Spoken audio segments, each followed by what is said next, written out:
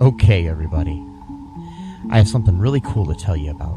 If you haven't heard yet about Anchor, it's the easiest way to make a podcast. Let me explain here. It's free. There are creation tools that allow you to record and edit your podcast right from your phone or computer. Anchor will distribute your podcast for you so it can be heard on Spotify, Apple Podcasts, Stitcher, and more. You can make money from your podcast with no minimum listenership. It's everything you need to make a podcast in one single place. Now, the way that you can do this is you got to download the free Anchor app or go to anchor.fm, and then you can get started. It's really fun. We just switched over recently here at All Too Real 2, and I'm enjoying it so far. So be sure to check it out and let us know what you think.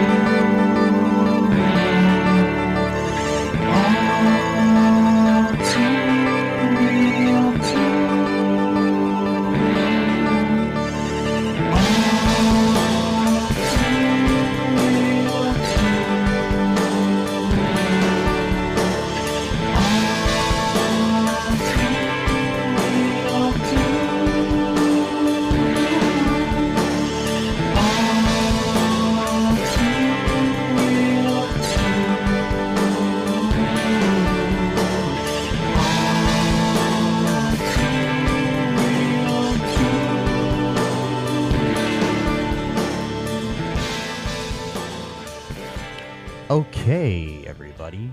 Welcome to the All Too Real 2 podcast.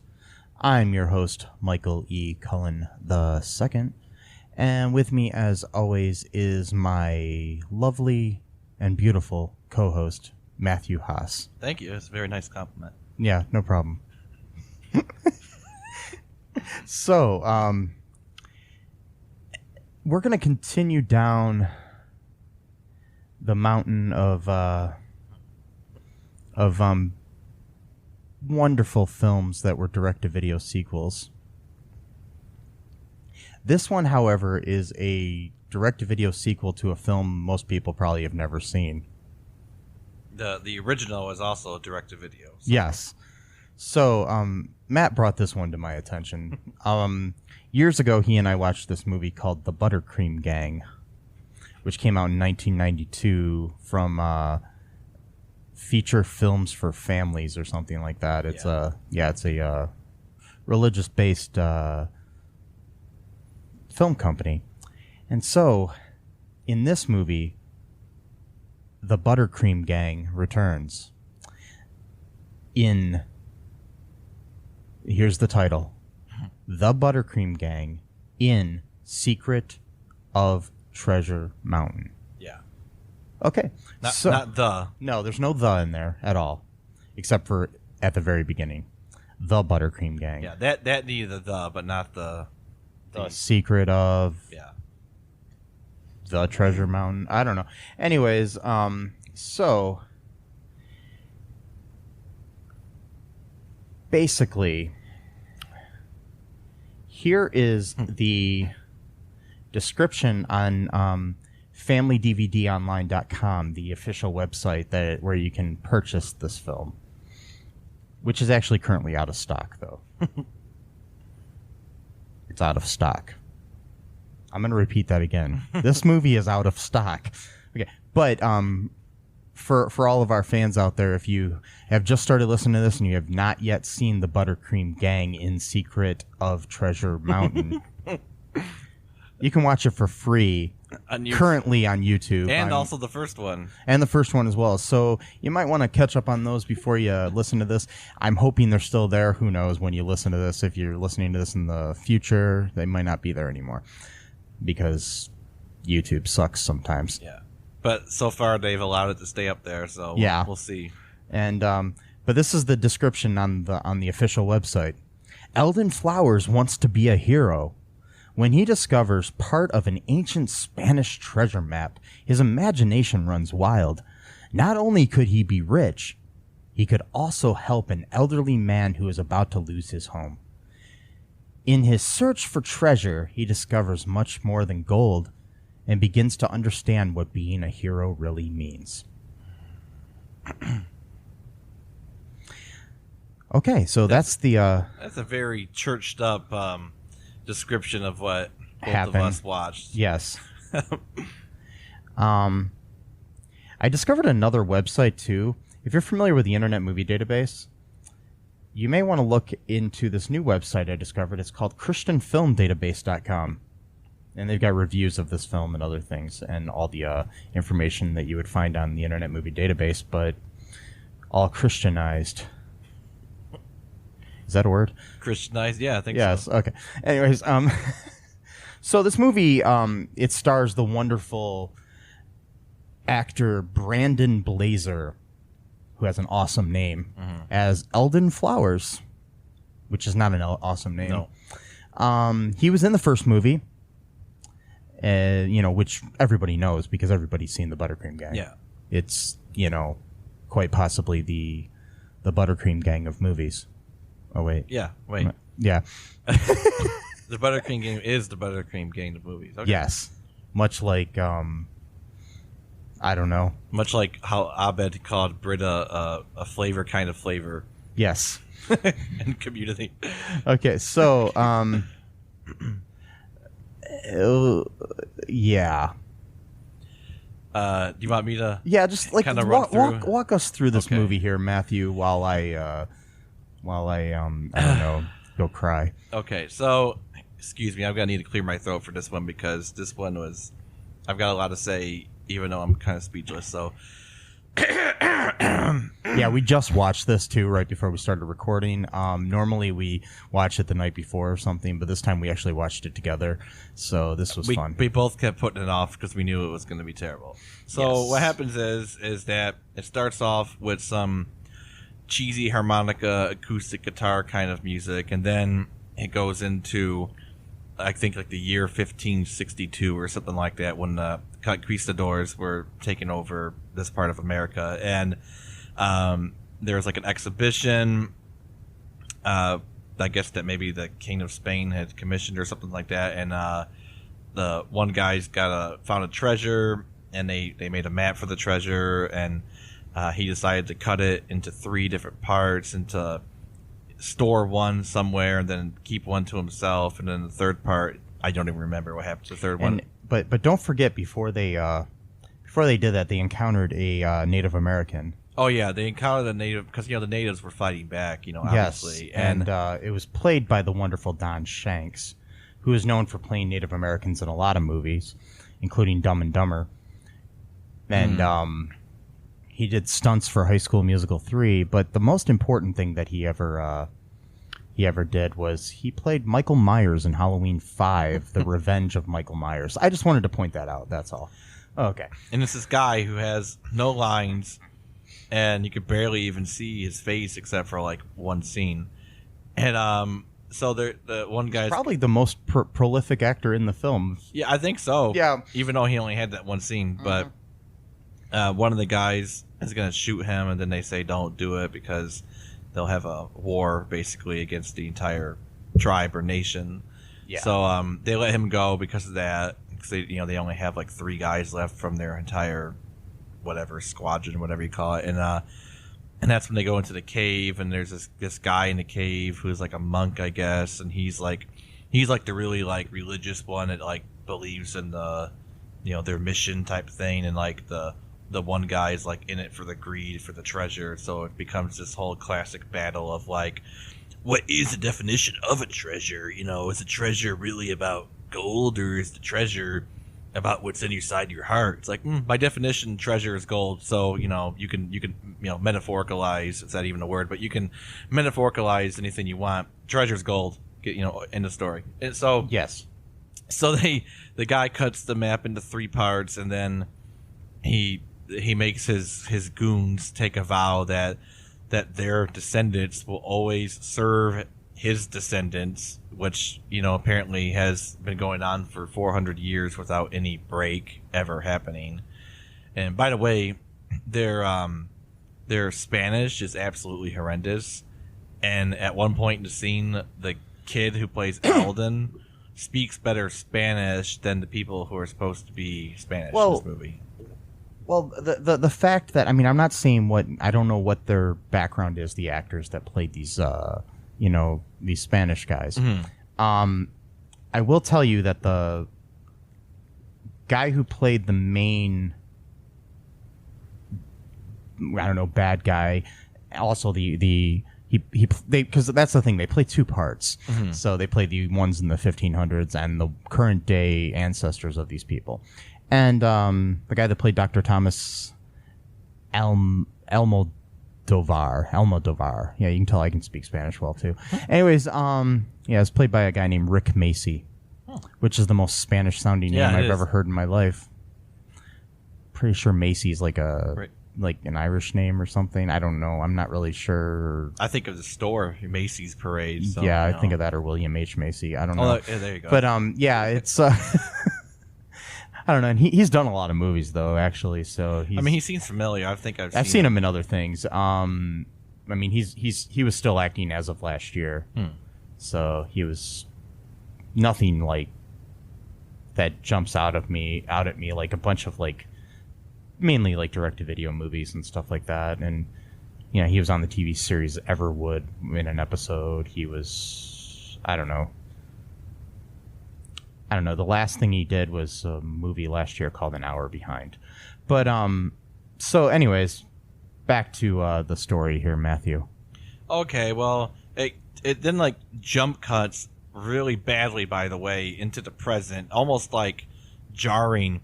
But again, we're talking about people that I don't think are doing anything intentionally in this movie, so anything that might seem cool is probably an accident, so... Just to clarify, that is not a jump cut. Oh, it's not a jump cut? A jump cut would be where you're in the same shot and you just jump forward, like, into that scene. Into, like... Oh, like you're in the same shot and, like, somebody's standing one way. Okay. Yeah, I'm just saying for our film fans out there. So what would it be called then when it jumps right into... That's just a transition. Okay. Well, it's harsh. A horrible, harsh transition. Yeah, very harsh transition because... Immediately, Eldon is screaming as he's on like one of those tires in the water because there's like jet skis or whatever. Or but it cuts from like the Native American. Oh, that's they right. randomly cut to, and he starts doing his generic Native American rambling, yelling, and then that yelling turns into Eldon yelling. Okay, yeah, that's right, because he had a scratch on his face, and then so was it Eldon or was it one of the other? No, kids? I think it was Eldon. Okay. I don't know, who cares? But it was one of them, and they're like doing the whole tire, water tire thing with like a speedboat or whatever on the lake because they're like having some, trip to this, whatever mountain area or whatever, and Eldon is already exhibiting signs of jealousy against his best friend Scott, or because the ButterCream Gang is supposed to be about doing good deeds for people. That's why they're a gang. I mean, they don't do anything violent. They pretty much just do good deeds for people. They raise money or they cut grass for people that can't cut grass, and things like stuff you'll learn in the first movie if you watch that one. And in the first movie, which we highly recommend. We do highly recommend you watching both movies, preferably all at the same, one after the other, just to get it over with. But kind of like getting the shot or flu shot or whatever, just kind of just do it, get over with it. And in the first movie, Scott has to save their best friend Pete from the brink of self-destruction because he was the leader of the ButterCream Gang, or the founder, and then he had to move to Chicago to live with his aunt to sort of take care of her kids, I guess, because I guess her husband died or something like that, and she couldn't look after all of the kids at the same time, so they just sent her nephew to live there. I don't know. And then he joined one of the biggest, baddest gangs of Chicago shortly thereafter, got into all kinds of mean, crazy things. And you could tell that he was a badass because when he got back home, one of the first things he did was steal a Pop-Tart from the department store. That's, when I think of like really bad games from Chicago, I'm thinking Pop-Tart stealers, I mean, that's what's always, leading the headlines. And, I've watched, WGN News and stuff. And every day they're like, there's another Pop-Tart, robbery going on right now as we speak. Somebody stole strawberry frosted Pop-Tarts. I think it was actually strawberry too in the movie. That's messed up. Ooh, I didn't even know that. I think it was. That's just my favorite flavor. Yeah, so mine too. Frosted too. None of this bullshit of not frosted. Come on. Why would you get? It's like, why would you get a Pop-Tart that's not frosted? We already know that we're eating something unhealthy. Having it unfrosted it's part of a balanced breakfast. Oh yeah. Pop-Tarts, are great. Kellogg's, when Kellogg's Pop-Tarts, they're amazing. Yeah. And, they're so amazing that if they would love to sponsor this, podcast, they're more than welcome to. I mean, my personal email is mike@cullenpark.com. If you would like to, find out more information about that and find out what my favorite Pop-Tart is, I already told you though, but if you remember, send me that in an email. Yes.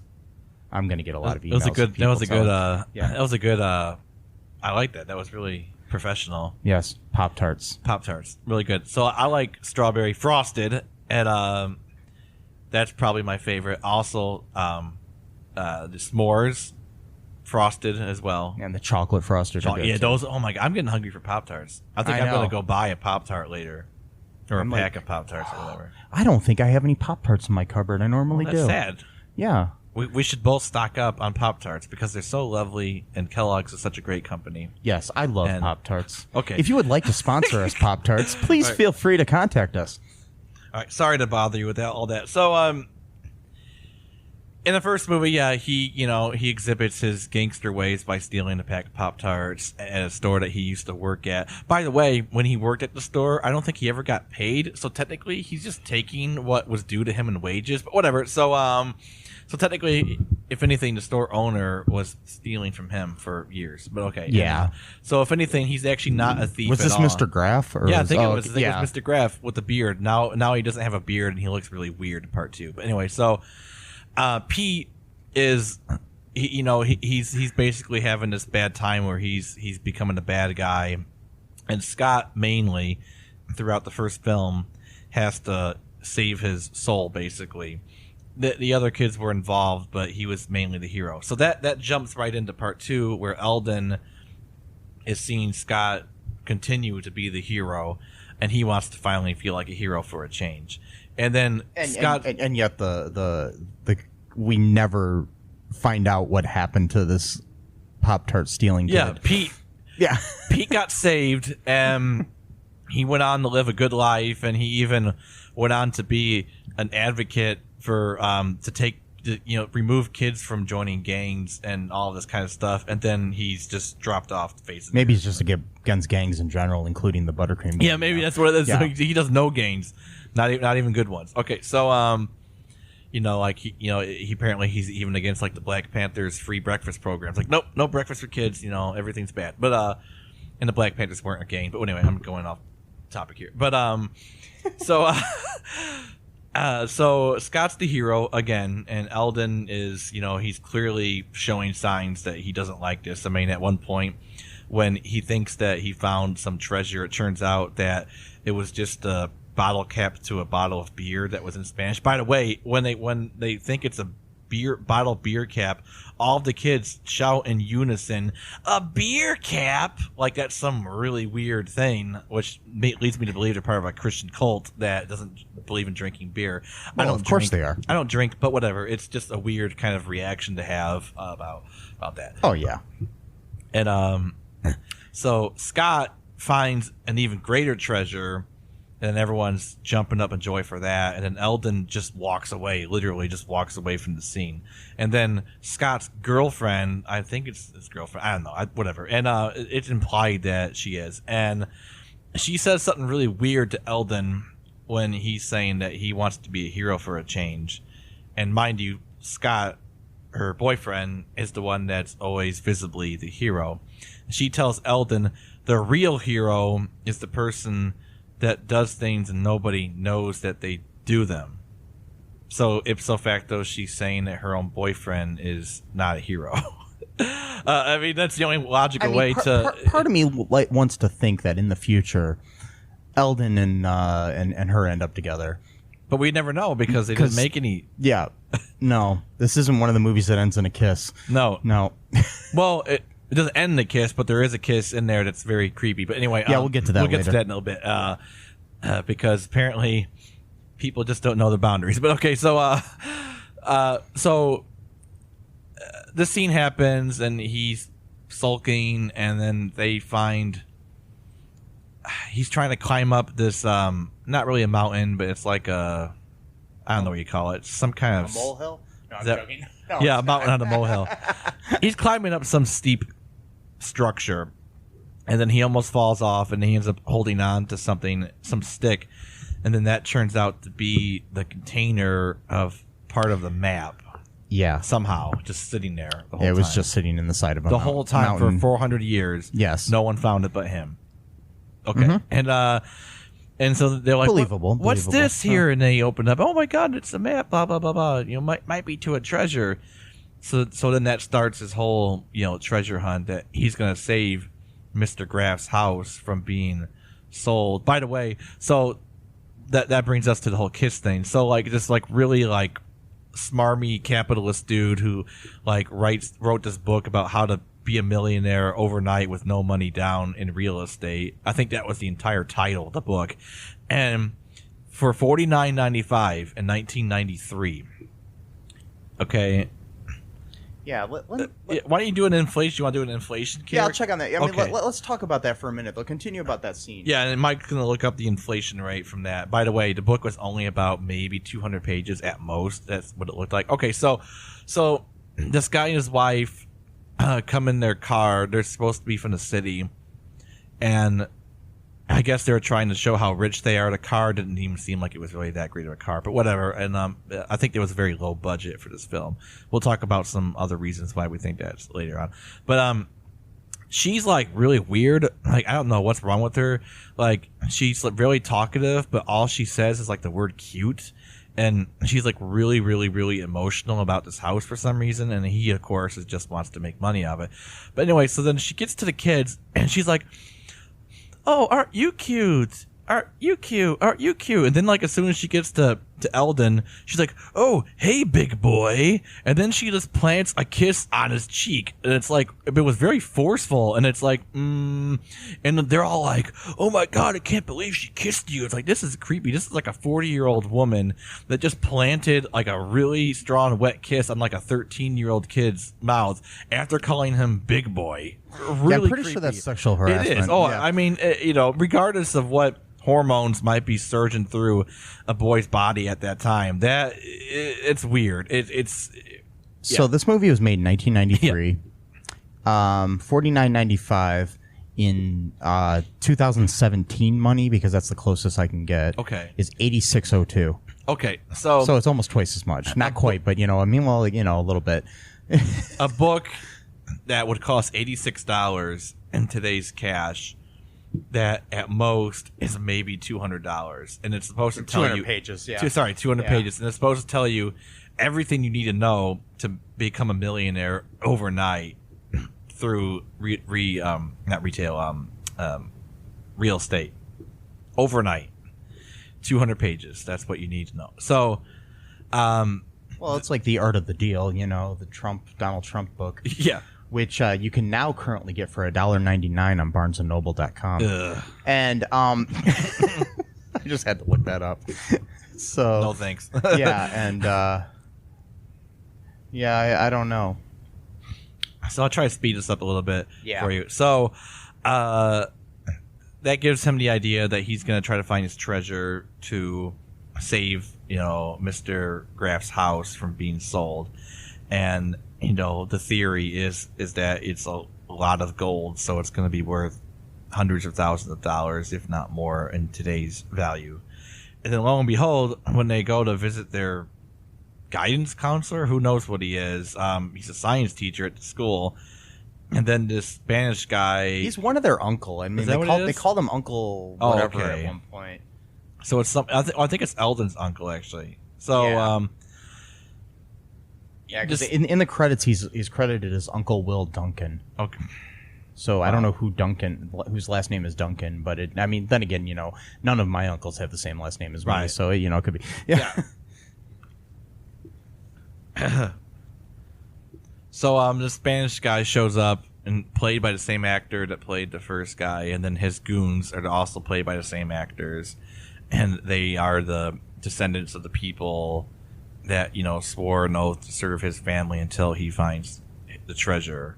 Yeah, and I just want to point out there's one chubbier guy of those two who's eating all the time. Yeah, every single fucking scene he's eating something. And the name of the characters, and I'm thinking that the current character that he plays, because his name is, he plays a character named Romero, which I'm assuming is the character that he played in the beginning of the movie. But his current character's name, want to guess what it is? I don't know. What? In the credits, it's Mugfat. Mugfat. Mugfat. Mugfat. Okay. Yeah, and his buddy goes by Maggot. What in the living hell? Mugfat and Maggot. Wow. And when they were, and the funny thing, the thing I find really funny is, in the past their characters' names were Romero and Caesar. Mm-hmm. Cesar Romero is the actor known for playing the Joker in the 60s Batman series. I don't know if that's a coincidence or if that was on purpose, but we'll see. Like anything in this movie is probably accidental. Yeah. Because I'm kind of jumping around here, but you want to talk about the whole clothing issue? Okay. Throughout this movie, we see people wearing different clothing with like sports teams on it. Like this one kid throughout the movie. This takes place in Elkridge, and I'm assuming this is somewhere out west. Because with the mountain landscape and things of that, I'm thinking like Arizona, Utah, California, somewhere out that way. They don't really say. I don't know where Elkridge is. I've never heard of Elkridge. It could be a fictional town. It could be a real town. I don't know. But anyways, the one kid's wearing a like Baltimore Orioles hat throughout the movie. Then like people are wearing, and then that same kid later is wearing a University of Notre Dame sweater or sweatshirt or whatever you want to call it. And also, at one point, this priest in there is wearing a Yankees cap. Another character at one point is wearing a Los Angeles Dodgers hat. I think it's Mugfat who's wearing that at one point. Yeah. And there's at this one point where they're going off to look for the treasure. And this is completely coincidental, I'm sure. But it was interesting that what's the main kid from the first movie's name? Scott. Scott, yeah. Scott is wearing a San Francisco 49ers hat, which is funny because, the 49ers were the people that went out there for the gold rush in 1849 or whatever. And yeah, so I just wonder if that was on purpose or coincidental, much like the Cesar Romero thing.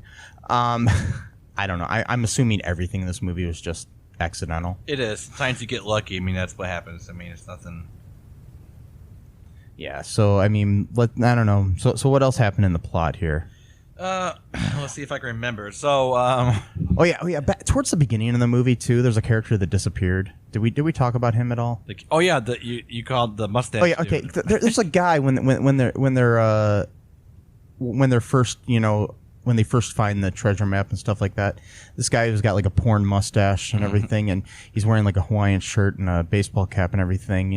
It's like a store-bought Magnum PI, basically. Yeah. I was really hoping that he would be more important. Yeah, to the story. me too. But he just disappears. He's there for like the beginning of the whole treasure thing. Like he was there when they found the map, and then all of a sudden he's just gone. So I can only assume that maybe the Spanish guy killed him or something like that. I don't know. He appeared later at the end of the movie. I see him in one shot. Oh, really? Yeah. So yeah. Well, he must have been shooting pornos at different. He had to leave for a while, or he had to go off to, I don't know, be Tom Selleck's stunt double.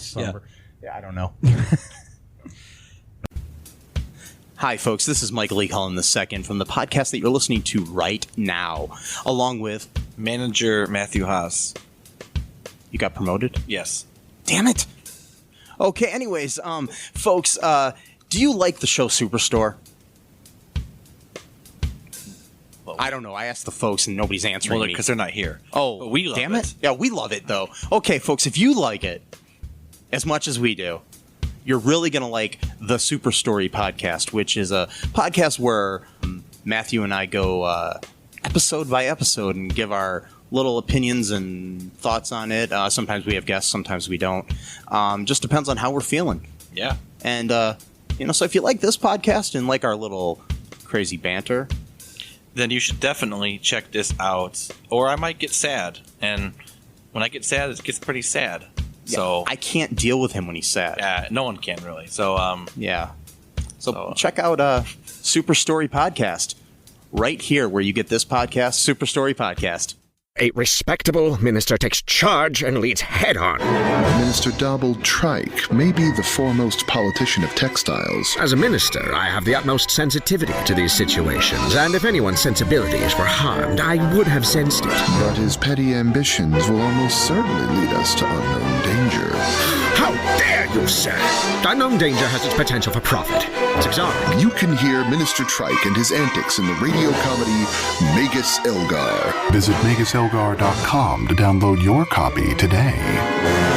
So I'm trying to remember the whole plot. So he finds this monastery somehow. I'm skipping over a bunch of stuff. He finds It's okay. I don't think it matters. It doesn't matter. Eldon finds this monastery where he thinks that he's going to find more information on the treasure, and he meets this monk who's like really, really nice to all the kids. I mean, he's like chopping bread for them, giving them jam, milk, all kinds of food, soup. And he's all the while he's basically dispensing all of this like Christian monastic wisdom that goes completely over their fucking heads because they're idiot kids. And talking about the treasure being within your hearts and what good intentions mean and all this kind of stuff. And he's like, "Oh, I'm just not gonna give up. I'm gonna find that treasure." Fucking moron. And they leave his home completely missing the point of everything he told them and taking everything literally, which of course this is often a community that tends to take things very straightforward. Like, look to the light. It doesn't mean anything like look to the light of your knowledge. No, an actual light. Anyway, so we'll get into that later if I even remember what happens. And then just as they're about to leave, they go into a different room, I think, because they're trying to look for something else. And then the Spanish guy's goons, break in there. Somehow they're both wearing monastic robes. Not sure how they got access to them, but they were wearing them. And of course the guy, I think magically at this time he wasn't eating food, but he was about to because the guy offered them crumpets. Would you care for a crumpet? And when I think monasteries, I think crumpets. I mean, that's what I think too. But interestingly enough, so this guy's supposed to be like the fat guy who just likes to eat type of thing, whatever. And so, and by the way, we might as well give credit where credit is due. The actor's name is Frank Garish. Okay, Frank Garish. And throughout the movie, he's usually eating like junk food, like Twinkie or whatever. But in this scene, I guess he's hungering for fruit because instead of taking the crumpet, he grabs a piece of fruit, which is kind of weird because usually if you're trying to drive home the point, you're like, oh, you get this guy's a sloth and he eats all the time. You usually are assuming junk food, not actually healthy food. But then again, since this is feature films for families, they're probably trying to push home the point of eating healthy. And I'm looking it up. Frank Garish has appeared in over 100 feature films and documentaries and television series. He's got 138 credits on IMDb. Wow. Yeah. And this is one of them, unfortunately. Yes. And so they tie. He's actually even been in Superstore. What? Yeah, he was in a episode. He played a customer in an episode called Aftermath, which was in 2018. That's freaking awesome. Yeah, I just noticed that on his we have credits. the podcast Super Story, so now we can actually tie this in. Yeah, when we get to that episode, which will probably be quite a while away, but still, when we do that, Wow. They tied them up in this very cartoonish way. It's just like a piece of string tied to all three people, and like their hands are tied like extremely loose, and they still can't seem to untie themselves without the rest of the kids finding the monastery and coming to save them. By the way, apparently the bad guy decided to leave the door unlocked so anyone could just walk in afterwards, so that's always clever, I guess. And they found their way in and they untied them in this fairly easily untieable situation, and then now is the time to do the real search. I know I missed like a million points, whatever. And then like I said again, it doesn't matter. It doesn't matter. And so Eldon is gonna go alone, he thinks, to find the treasure, but then his friends show up at the last minute to help him, of course. And then they find this, they find a treasure chest, but then there's nothing in it. And then the guy shows up and he opens the thing. He gets all pissed off and starts throwing things around because there's nothing in the treasure chest. So then he's about to hit the kid. So now we got child abuse in two forms in this movie. We got sexual child abuse from the woman planting kiss, calling the kid big boy, and now we got this guy about to hit a child. And then the guy who eats food all the time holds his arm, doesn't let him punch the kid, and then says that their family's debt is now paid to him because he found the treasure, so they don't need to serve his family anymore. What made them think they had to in the first place is beyond me. It's beyond me. It really is. I mean, I can understand like the first few generations, but after 400 years, I mean, it just seems a little bit... I mean, guess they have a better family history. I mean, I don't even know beyond two generations the name of any of... I mean, I don't know the name of my great-great-grandfather. You know, I know the name of my great-grandfather, but beyond that, I don't know. I'm at a loss, too. I mean, I've heard so many stories from people, saying that they came from this part of the country, and another person says they came from the complete opposite side of the country. So it's kind of a, whatever. Yeah. And kind of a wide gap of like, oh yeah, they came from here, but oh no, they came like 5,000 miles away. Okay. And so, the guy leaves in a huff, and then his goons are like, that's their good deed or whatever, because, they saved, the kid or whatever. And he's like, no hard feelings. He's like, yeah, no hard feelings. It's like, how is it no hard feelings? They broke like numerous state and federal laws. They broke into a high school right there. That should get them in trouble, jail time at least. Oh yeah. They tried to steal something from said high school. Then they were chasing the kids that caught them and threatening to hurt them. So now we got, again, child abuse again. They should have been in jail. But the thing is, I think these kids deserve it because, there's the one point where they're hiding dressed up like the American Gothic painting. That's another scene. Oh in the background, they're at Mr. Graff's house helping him paint, and they're just standing there in the background, like wide open. They're literally randomly for no fucking reason whatsoever, dressed up like the American Gothic painting, and they're just standing by the bushes right next to the house. They're literally right next to the house, and no one sees them. I mean, it's ridiculous. I mean, I'm not that observant of a person sometimes, but usually when someone's standing like 10 feet away from me, I notice it. Especially them, because they look so weird. And okay, so then they do the stupid elevator trick where they crouch down. I'm like, oh, come on, this is so campy and stupid, and it's not even funny. I mean, there's one thing to like do something and kind of wink at it, like, oh, you get it, we're doing that, we're making fun of the fact that we're doing it, but we're also making fun of the fact of making fun of the fact that we're doing it. But these guys were actually serious about it. Like, they thought this was funny. I'm still not sure why they were dressed up like the American Gothic. It doesn't make any sense. It makes no sense. There's so many references here that don't make any sense. Because my thing is, if you're hiding in the bushes, wear some camouflage or something. Don't dress up like a fucking painting. It's like, I mean, it'd be like somebody standing in the corner, dressed up like, Edvard Munch's The Scream for no reason whatsoever, and trying to hide from me.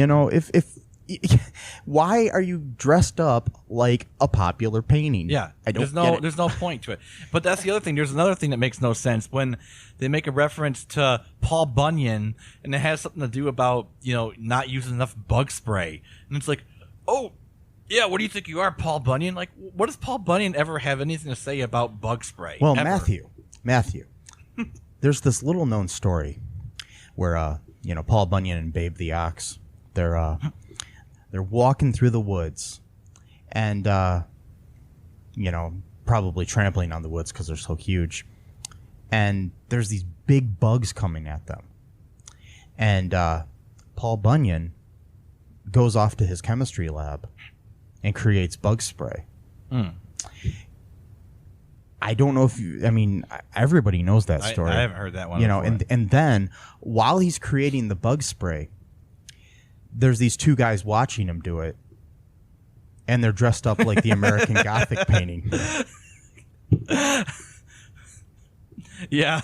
Yeah. Okay. So it all ties together. That's where that came from. Okay. And then, and the whole time, Paul Bunyan keeps changing the baseball cap he's wearing to different random. From the Dodgers to the 49ers to the Baltimore Orioles to. Yeah. We came up with a theory that they just went to a thrift store and just bought a bunch of clothes, Yes. and then they just wore that throughout the movie. I'm sure they did. I mean, It has to be. a lot of low budget movies do that. I mean, movies I've made, we did that. I mean, I think I can we'd tell. go to thrift stores like when we made the movie Shelved, which I directed, which you can check out at cullenpark.com. Anyways, or shelvedevilelf.com. Anyway, in the movie we have a scene where there's like a picture replaced in the shot with a picture of Pope John Paul II. The only reason that picture's even in the movie is because we went to a thrift store and it just happened to be for sale for $1 at the thrift store. So we bought the thing and we wrote and my writer wrote it into the script. Lindsay LaForest, probably one of the best writers out there.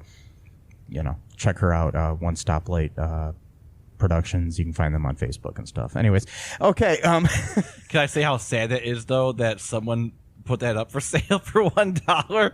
I know. That's like so sad. Well, I mean, it was I'm sure somebody Who gave up? somebody probably donated it because it was like Maybe. one of these charity-based ones that doesn't exist anymore. Okay. But yeah, it was a place called Savers. But I don't know. Wow. And there was another line there that didn't make any sense either. I forgot what it was, but it was just so stupid. Like, what were they thinking when they wrote that? I think they got really tired and lazy, and they were just writing things down hoping that it would stick. Like if me and you were walking in like the sand, and then like we kicked the sand, and we're like, "Who do you think you are, Malcolm X?" Like, doesn't have to make any sense. Doesn't have to be relatable to anything. Just have a Somehow list that kind of makes more sense than the Paul Bunyan it does. thing. Have a list of names on the board and just throw a dart at it. Okay, we're gonna Malcolm X. Fine, we'll just throw his name in there somewhere. Who cares? Oh, we got Che Guevara. Here we go. Or, not to mention one of the added colorful kids in the group. Meaning like actually somebody of a different race. oh yeah, the one black person. They gotta have at least one. They have one full black character, and then they have like a mixed character. Oh, okay. Eli. Oh, that's right, He's the Eli. one Eli, who I like to call Merriam-Webster. Oh, yeah, because anytime anybody says anything, and his vocabulary is like he gives the definition word for word of everything anytime anybody has a question. Like, and he just knows it by heart. He doesn't have a book in front of him or anything. No. He just has it memorized. I mean, I don't know. It's smart kid. I mean, yeah. I mean, I know in a movie that I was in once. It was all improv, the whole movie, and we had a character similar to that in the movie, which made me laugh when I was watching this. It was basically just a friend of mine who was actually like that in real life. He's pretty smart, my friend Jack Warfield, and so he'll just like explain things to you all the time. And so in the movie, I just randomly started calling him Google. Because he like knew everything. Like you didn't need to look anything up. Jack just knew it. Wow. So yeah. Anyways, that's a little aside here. A little trivia. Yeah. So we went on our own tangents here. Yeah. Which is actually really important because I think our tangents are better than the movie itself. So they find the treasure, the fake one. The guy leaves, and then Eldon remembers the guy telling him, and magically he just hears him physically, even though the guy's not there, and like this loud booming voice about looking towards the light and going higher. And of course, you're thinking throughout the whole movie, monks tend to be, monks are an interesting breed of religion. They're kind of higher minded people. They often speak in symbols, metaphors. They're very intellectual. They read a lot. So usually when they talk about stuff like light, treasure, it always has some kind of mystical or personal meaning. No, he meant a literal light that you have to look at. And then, lo and behold, a light just appears at the higher point of the cave.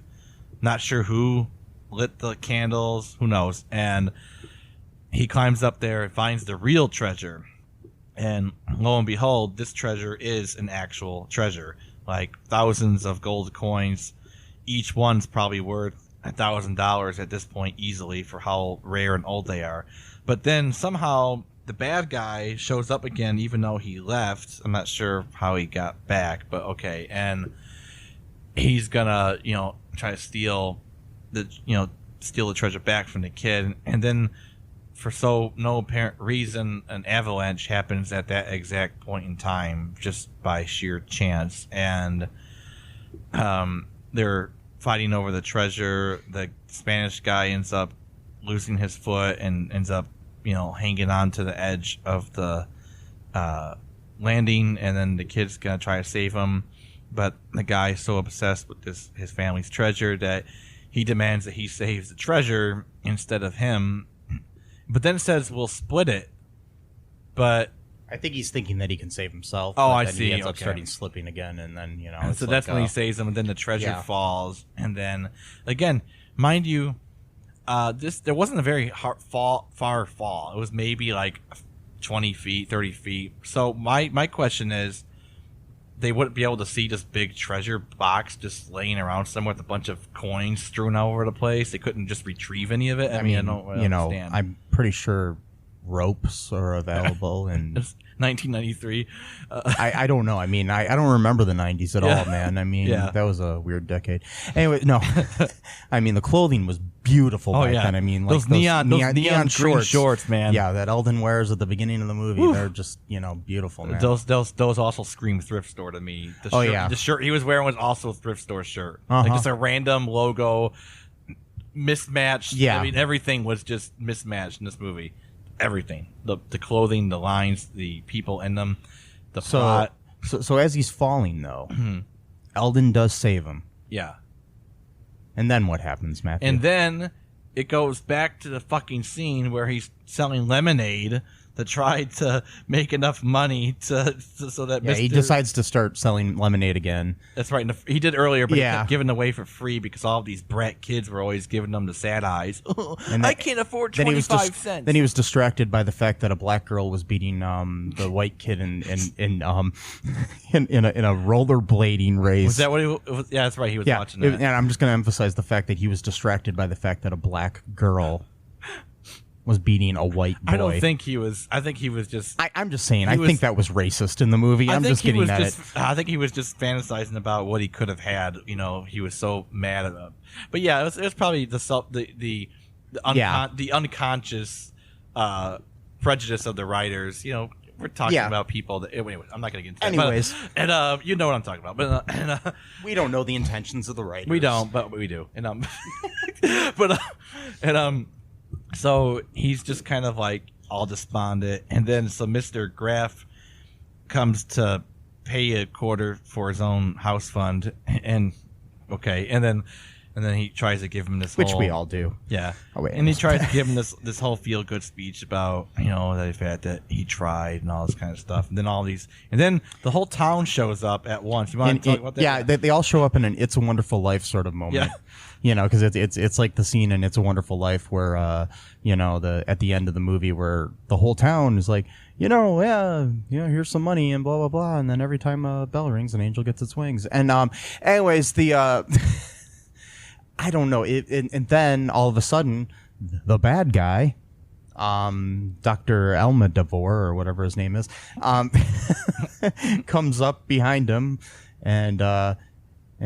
basically thanks him for saving his life and says, "Oh yeah, we're buddies now," or whatever, and not in those words, but and then gives him the little bit of he had a little bit of gold that was passed on to his family from the original treasure, and he donates that to save Mr. Graff's house, and and then that's it, right? Oh, and well, at the end, you got to remember the last line of the movie. It's something about how he's like, "Oh, lots of treasure here, blah blah blah," and he's just like, "Oh, I've always realized that the treasure is inside my heart," or something. Oh my god, cheesy as fuck like that. And then the guy, and then Mr. Graff says, "Oh, that's a lot of money to pay for a cup of glass of lemonade."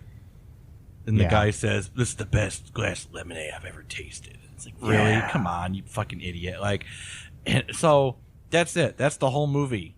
That's what we wasted an hour and 23 minutes on. And here's a few little treasures about the movie. There's also a movie in 1956 called Secret of Treasure Mountain, which the basic plot of that is that 3 items combined will form a guide to locate a treasure. And just like this movie, they got 3 parts. Yeah. Okay. But again, Trinity, 3. Yeah. 3 groups of 3 always symbolize some kind of treasure or some kind of whatever. And then triangle. And it also references Raiders of the Lost Ark, obviously. Even the cover looks like... Yeah, the collapse... It says here that the collapsing cavern after the treasure box is lifted from its resting place, the multiple-piece treasure map, a villain stealing the treasure right after the good guy finds it, similar flamboyant brown fading into yellow coloring font of the letters in the movie title on the tape and DVD case, plus sepia tone drawing with the hero positioned close up and in the middle and with his arms raised, etc. And then it also references Indiana Jones and the Last Crusade. They're walking through ancient cobweb wreathed tunnels with haze and candles similar to accompanying sustained tone orchestral music during hidden chamber discovery sequences. An elderly monk finding an altar with a dead warrior on it, and the final part of the treasure map, the cave collapsing around the treasure seekers after the villain tries to steal the treasure, etc. So that's like almost an exact ripoff of... Yeah, I mean, basically, this is like the Christian kids version of Indiana Jones. You know what this reminds me of? What? This reminds me of, there is this, you know how you've been doing the research on like the history of video games and stuff? Oh, yeah. Okay, there was a company back in the 80s called Wisdom Tree, and it was a Christian... Oh, yeah, and they would just make copycats of other games. Like, they made a complete copy of Zelda called Spiritual Warfare. Yeah, but it was all like Christian-based... You had to answer questions about like Bible verses or something. But then at the end of the game, the evil boss is a cigarette. Don't smoke, kids. That was the whole lesson. You got this great character in Zelda that you have to kill. No, in this game you kill a fucking cigarette, not a box, not a case of cigarettes, just one giant cigarette. And but they also made like other games that were like complete copies of they had a game, I forgot what it was, but I think it was almost like Mario, like almost like exactly like Mario. I've seen some of these. They're crazy. But yeah, and it was weird. They got like some Noah's Ark games and stuff like that. Yeah, too. They had a lot. They had these. They would often come in these like baby blue cartridges that just looked terrible, and they were like usually like a lot heavier. And it was because they weren't actually licensed by Nintendo. But they would still play like in the NES. Yeah, because back in the day, they couldn't figure out how to make it so you couldn't have cartridges like. Well, nowadays you can't. I know the original NES had a lockout chip where you couldn't play them in there unless you had that lockout chip in your cartridge. But that was later on, yeah. Yeah, well that was for the Nintendo Entertainment System for the original. Yeah, they had a lockout chip, but then Tengen was able to copy it and make their own cartridges that weren't licensed by Nintendo. I know that, so I'm wondering if this company did the same thing. I think they did, and so that's kind of interesting though, because this is a Christian video game company, and they're literally trying to find ways around and they're having stealing to pay. They're stealing other people's property. It's like that doesn't seem very obviously Christian to me. obviously they have no respect for art. Yeah, I mean, because video games are art, and they are. It's, yeah. So another interesting thing. Okay, I'm doing. I just typed in ButterCream Gang because I was looking for information about this movie and the other movie. Just doing some research the other day, and so I came up with an UrbanDictionary.com entry for this, and the top definition in there is ButterCream Gang, and it is when a group of people, usually underage, take part in an orgy in the whitest part of town. That's very specific. Yes, it is. That's like extremely and then detailed. the sentence that they have as an example there is, hey, let's put together a ButterCream Gang, one buttercreamer to another. What? Why is it so specific? It's so weird. I don't know. There's also a group called the ButterCream Gang. Is a group of YouTubers consisting of Joe Sugg, Casper Lee, Jack Maynard, Connor Maynard, and Josh Peters, Mikey Pierce, and Ali White. I don't know what they do, but that's the other definition on Urban Dictionary. But the sexual based one I don't get. It's very specific.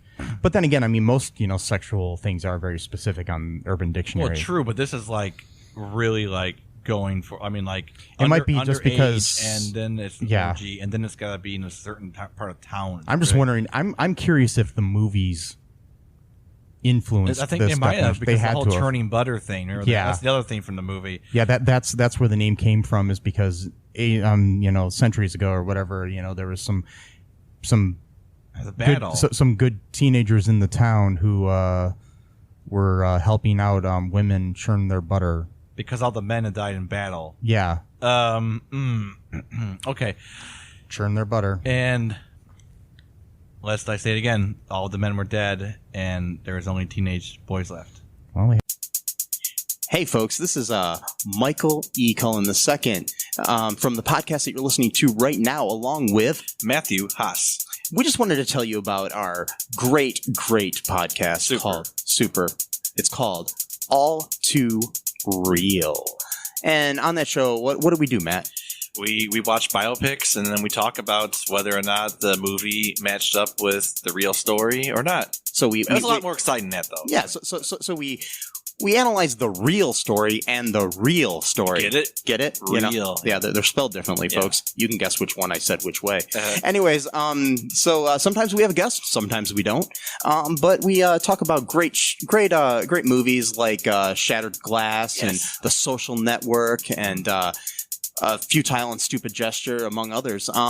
Those are some of the ones that we've covered so far, and we're going to cover a lot more. So please subscribe on Stitcher, Apple Podcasts, Google Podcasts, wherever you find your great, fun podcasts. And be sure to share it with your friends. Do it. And make sure you're not afraid to get all too real. Bye-bye. Had to repopulate somehow. Anyways, okay. So, by the way, am I shouting too much? Oh no, you're good. You're good. Don't worry. Am I speaking a normal tone here? Because I don't want to just be like shouting throughout the whole podcast. Yes, we're gonna have to re-record the whole thing. We might have to. No, I'm joking. I don't want to. I'm gonna not do it because this movie is terrible. But anyway, would you recommend this movie to anyone ever? That's a good question. I honestly do. Only in the fact that it is so bad. It's not something you should watch by yourself. No. And I'm glad I waited to watch it with you. Yeah, me too. As opposed to, watching it last night by myself or something. What a terrible night to have. Yeah. Just sitting there by yourself watching this. I mean. Yeah, if you're sitting alone at home watching either of the ButterCream Gang movies, get a Netflix account or something. Just do something.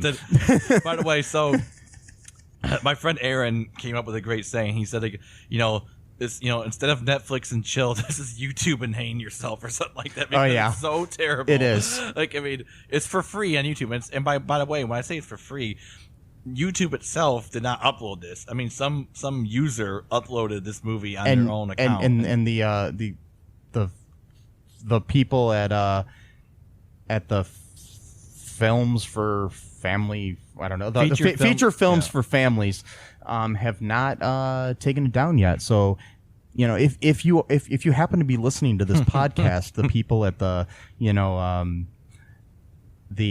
feature films for families, just letting you know it's up there for free. Yeah. So you might want to contact YouTube. But or please don't, though, because leave it up there. I think this needs to be seen by groups of people.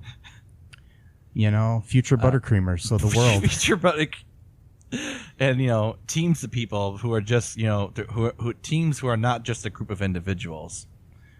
Oh yeah, that was another line in the movie. They said we're a team. Great. We're a team, not just a group of individuals. Yeah, let's. Damn it! It's not in the quotes on the IMDb. Okay. I was hoping it would be, but yeah, The only quotes they have on there is a exchange between Eldon Flowers. I'm going to mention that name again. His name is Eldon Flowers. Who came up with that name? I don't know, but the kid's name in real life is Brandon Blazer. I'm like, that's an awesome name. It's almost like Brandon Blazer should be a superhero. Yeah, like we should create a character. No one else. Don't even fucking try it. It's ours. And yeah. But maybe we can get the real Brandon Blazer and then play the character. This might actually be like this whole thing, because remember, so if you're listening, Brandon, yeah, which you might be, because if this comes up, this will probably be like one of the only podcasts out there about the ButterCream Gang. Yeah. Well, so you never know. That might not. be, but it might not be. Two but or three. I mean, there's millions upon millions of podcasts out there. But if you're listening to this, Brandon, contact us. I mean, we'd love to do an update on this. I mean, I'd love to interview you or something for the podcast or anything. Or I'm a filmmaker, so if you want to be in a movie, a good one. Yeah, a good one. Let me know, man. It doesn't have to be all good deeds and all that kind of stuff. Yeah. It could be dark and whatever. Or if you want to do a good, we can do ButterCream Gang Part 3. Yeah, they would call it the. I don't even know what. I don't know something. The middle-aged guys hanging out. It sounds terrible. Yeah, no, that's not a good title. The ButterCream Gang returns in. There you go. Returns and the secret of the piece of shit. No. The secret of middle age. There we go. ButterCream Gang returns and the secret of middle age. And not the secret of middle age, but just secret of middle age. And the secret is that they can't eat butter anymore because they have too much high cholesterol. Yeah, they go to the doctors and they're like, "I know you're a member of the ButterCream Gang, but you can't. But you really can't have any more buttercream. You've had too much in your life. You have to stop now." And what about butter beer? No.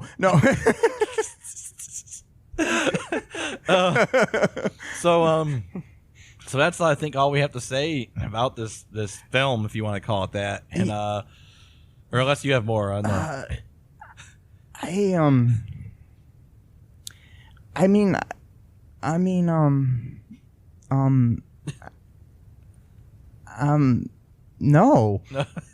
I don't. I mean, what left is there to say? I mean, what is there to say? I mean, I will tell you this: they were robbed that year at the Oscars. Oh yeah. It was a total sham. I mean,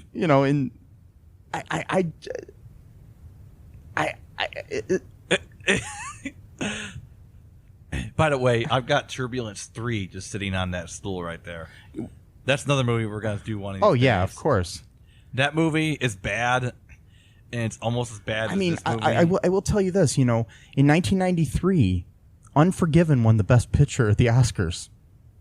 The Clint Eastwood movie. Oh, okay. The Western, Now, convince me that that's a better movie than the ButterCream Gang 2 Secret, not The Secret. No, Secret of Treasure Mountain. When you got a guy eating food every scene to drive home the point that he's fat, because, you can't. I mean, how does that beat, Clint Eastwood and Morgan Freeman in a movie and stuff, in a Western? No. I mean, this movie took place in the West, You know, so I want to say that you know, and I mean, why didn't Brandon Blazer win Best Actor? You know, instead of that year where Al Pacino won for Son of a Woman. Right.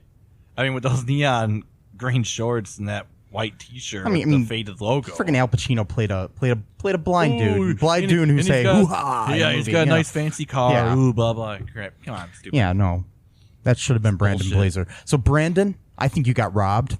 If you're listening to this, yeah, and I think you have like possibly the coolest name of all time. Yes, like whoever your parents are, they're fucking rock stars for naming you that. Like, yeah, I mean, I really hope that's your real name and like it wasn't like a stage name, because Brandon Blazer is like just awesome. And sadly, Brandon has not done any movies besides these two. Yeah, that's it. Yeah. 2 ButterCream Gangs. Mm-hmm. I mean, they don't even have a trilogy. You know, at least make it a 3. Nope. No trilogy. And I mean, we were just talking about Clint Eastwood, but the director of this movie, Scott Swafford, you know, he recently directed an episode of the TV series Web of Spies. Okay. You know, what has Clint Eastwood done since 1993? Right. Well, a lot of things, but... Oh, yeah. Shit. You know, Gran Torino. You know, probably a movie like every year. Yeah. And, you know, he's won several awards since then. Okay. Yeah, anyways, you know, yeah. Bridges of Madison County. That was kind of a big deal for him because he usually did really gritty, That's a violent good movies. movie. And then he did this movie That's a good movie. Not violent whatsoever. I cried at Bridges. Really? I never watched Anyways, it. okay. I never read the book either. But not my style. But oh man. Anyways, I think we should end now. Yeah, I think we've been talking for like an hour and a half. Yeah. Just remember that. You know, ButterCreamers never. They never give up. They never give up. Nor should they. No, don't ever give up. I'm still waiting for ButterCream Gang 3. We should make it. We should. We should. We should be the ones to make it. If we could actually do this, this would be the most hilarious thing ever. If you're out there, Brandon Blazer, I want you to be the star, the hero of this one. You could write the script with us and the plot and everything. Yes. Talk to us. This could be hilarious and awesome at the same time. Please, Brandon Blazer, reach out to me. My email is mike@cullenpark.com. Also, if you were with the wonderful people at Kellogg's, please reach out to me there too as well, you know. Anyways, I guess that's all for the All Too Real 2 podcast tonight. Yeah. Bye. Bye. Have a good one. Thanks for listening to All Too Real 2 podcast, a Cullen Park production. Produced and edited by Michael E. Cullen II. Music by Matthew Haas. Subscribe and share the show. Visit us at cullenpark.com.